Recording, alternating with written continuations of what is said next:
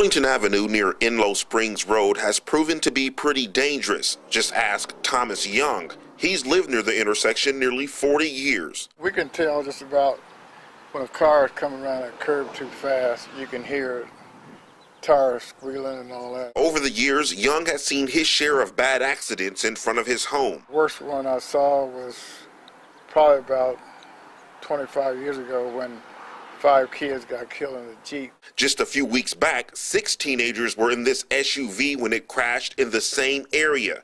One of them had to be airlifted to IU Health Methodist Hospital in Indianapolis.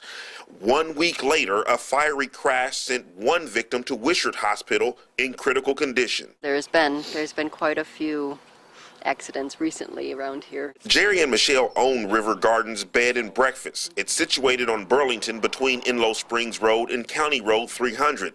They say the biggest problem is people driving way over the 40-mile-per-hour speed limit. It's not unusual for them to run 50s, 60s, and the motorcycles too. If you drive 40, most of the time someone will pass you. And so that's a little bit dangerous. When asked about possible solutions, neighbors came up with a few, like straightening the road and more signage. But Young says there's one thing he's certain of. It'll be some more accidents before this year's over with. So. Reported in Muncie for thestarpress.com, I'm Lathay Pegues.